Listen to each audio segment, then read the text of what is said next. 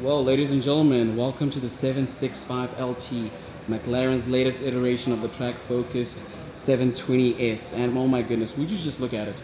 Exterior color, Papaya Spark. I'm not sure if that's an MSO color, but we're just gonna have a walk around the car before we get into more of the details. And I just soak it all in. I've been anticipating the arrival of this car since when it first was released online. I think March 2020, we started seeing videos that it was coming. And since then I've been doing like literally counting down to the day when I actually saw it in the flesh. So here it is. I have to confess that when I initially saw the pictures of this car, it looked like a standard 720S with a Mansuri body kit. But after spending some time with it, you realize, no, that's not actually the case. So we've got an extended carbon fiber. It's actually not carbon fiber. The customer didn't opt for a custom fiber, for a carbon fiber front splitter. The front splitter here is in gloss black. But you've got obviously that extension, you've got carbon fiber vents over there. Not much has changed in front apart from that. You move on to the sides, you've got all these canards that are meant to direct air all the way to the back to cool the engine and for aerodynamic purposes. This car has also not been opted with the optional louvers, which are like two vents there that help release the air that builds up in the air wells.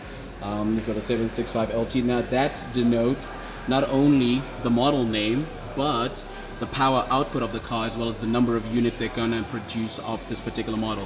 So 765LT, that's 765 PS or metric horsepower, 754 brake horsepower, and that's a little over, that's like 500 and maybe 40 or 37 kilowatts. I am not sure of those things. I'll pop them on the screen at a later stage once I get the numbers right. And yeah, here's the interior. There's a whole lot of Alcantara, as you can see. Alcantara, nice suede material. It's got the orange stitching to match the exterior color, carbon fiber right over there. You've got the standard buttons that we are used to. You've got the drive, neutral, reverse, carbon fiber even on the center console right there. And I love these seats. These are not the center seats. They have, I think these are the sport bucket ones, which are not as uncomfortable as the center seats, although the center seats look a bit more glamorous. But I think that's a nice touch. Oh my goodness, look at that design. Would you just look at that? Oh my gosh. They're also gonna make only 765 units of this particular McLaren 765LT. And now we move on to the back where all the magic happens. Right underneath here is the 4-liter twin turbocharged V8 with 765 PS or 754 brake horsepower. I think most of the changes happened in the back of the car. You can see now there's 4 tailpipes as compared to the 720S, which is over there. As you can see, slight zoom in, it's got 2 exhausts, whereas this has 4. And what I understand is it's a full titanium exhaust, which is very happy to split some frames. So we like that. You've got a massive diffuser all the way to the back here. Oh my gosh, would you just look at that? And it's interesting how you can see some of the mechanics through that hole over there. I believe that's like, I don't know what that is, but it could be the sump. Oh man, everything is just so visible for you to see, all the workings and all that jazz. So that is absolutely insane. We've got a massive wing, which is a lot bigger than what you get on a standard 720S. Man, it's just crazy. So as an LT version, it has been extended slightly. I'm not sure what the measurements are exactly, but it is a longer version of the standard 720S. And my gosh, would you just look at it? I mean, come on. Come on. Come on. Oh, it is insane. It is just insane. Oh my gosh. I love this thing. I love this thing. Man, it's crazy. We still have the eye sockets over there. And one thing I wanted to bring your attention to is the 720S was already a very light car. It really was. When it came out in 2017, it was breathtaking. It was mind-boggling, like just the speed it could reach. And now they're gonna make this, the 765LT, which is even more faster, lighter. I mean, standard recipe for making a car fast nowadays. It goes on a diet, so it loses weight. You give it more power, and you add some aerodynamics bits and pieces to make it, pierce through the air even more, finer, if there's a word like that. But oh my word, it's crazy. It is crazy. So this car has shed another 80 kilograms, and they've done that by like scrapping off bits and pieces from the car to make sure that the weight is down. For example, if we look down here, we've got these nice gloss black wheels. I love gloss black on a car. So we've got these titanium bolts on the inside. So the car all round, they've managed to save 22 kilograms from just adding, titanium bolts, carbon ceramic discs. You can also opt for center brake discs if you really want to go, that fast. I mean, why not, right? You can opt out for even a lighter interior. If you had opted for the center seats, that would have made it even lighter because they're lighter compared to these. This particular car does not have the roll cage in here, which makes the engine actually visible from the driver's seat because it's all the way in the back over there. But that could have also saved a few kilograms. This particular car as well does not have the roof snorkel, which looks good, but a very, very expensive option. We have carbon fiber all the way here, carbon fiber ducts that channel air into the engine for cooling. That also helps with that, so we like that. And just goodness, I mean, just look at it. It's crazy. It really is crazy. Oh my gosh, it is crazy. It is crazy. I have to say that. It is amazing. It is amazing. It is amazing. Wow. Gosh, when the some interesting figures based on the engine, the performance of this car. So what it does is it accelerates from a standstill all the way to 100 kilometers an hour in 2.8 seconds. And what's even more scary is it accelerates from 0 to 200 kilometers an hour in 7.2 seconds. 7.2 seconds, 0 to 200. Now, if that doesn't boggle your mind, I am sorry, you need to get checked out because there's something wrong with you.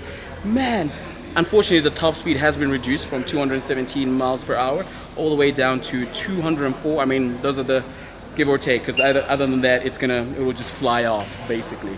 Because of the extra downforce materials that have been added to the car, it's impossible to reach that speeds given all the materials that's been added to it. But I mean, 204 miles an hour, that's like 330 plus kilometers an hour. That is still amazing. Now the price, I know you guys are interested in the price. Starting price is 9 million rand. Yeah, 9 million rand is the starting price. It's crazy. It's crazy, but it is a lot of car. If there's anything that I really admire about McLaren is in the last 10 years, they've managed to re-establish themselves as a performance car brand. And they've made waves in just a short period of time. In that same 10-year period, they've made 25,000 cars. I feel like McLaren just showed up to the table one day and like, okay, hello supercar manufacturers, we are McLaren and we are all about performance. And they've proven it ever since, from the MP4-12C, 650S, P1, 720S, Senna GTR, on all these other iterations of it, Speedtail. It's insane. They really want to dominate the market in terms of performance. And one thing I actually appreciate about it is when you look at the steering wheel, it's not busy. To me, that says performance. Nothing else should distract you from the sheer driving pleasure. Like, all you need to do is drive. There are no buttons on the steering wheel to distract you, although that also helps in terms of safety because your hands still stay on the steering wheel. But I think it's just a nice touch. It's very minimalistic. You've got that screen that folds down for track mode, and then it shows everything that they're doing is geared toward performance. I mean, how crazy is that? It's insane. It's insane. This car only weighs, I think, 1.3 tons, and that's super light. That is really light. It is really, really light. Gosh, man, I don't know what to say. I really don't know what to say. I really don't know what to say. Oh man, it's amazing. It really is amazing. Just to check out that carbon fiber, this gloss black diffuser over here. I mean, just look at it. Would you just look at how massive it is? I like this mesh as well because you can see through some of the mechanicals. You can see bits and pieces of the engine, some of the exhaust bits in there. You've got carbon fiber in the inside. That is so cool. And I also like the fact that these 4 exhausts are actual exhausts. They're just for decoration. They're actually exhausts. So if I put my hand in, that's a proper exhaust pipe. So that is super cool. That is super cool.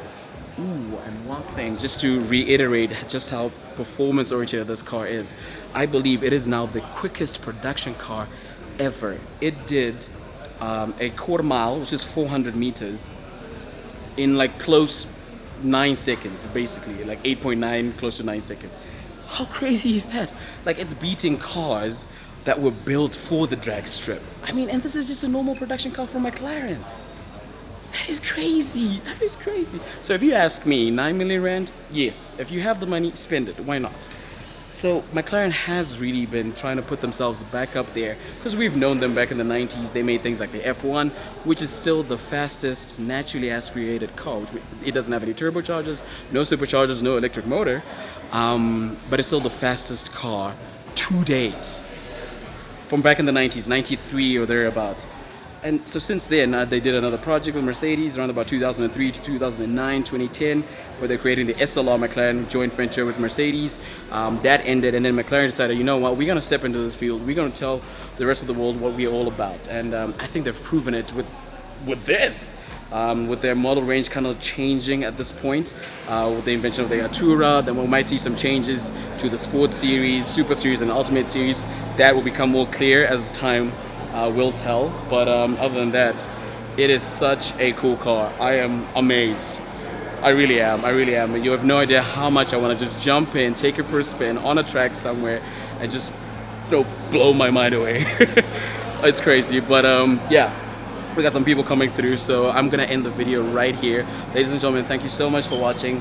Thank you for joining me on this McLaren 765LT video, and hope to see you in my next vid.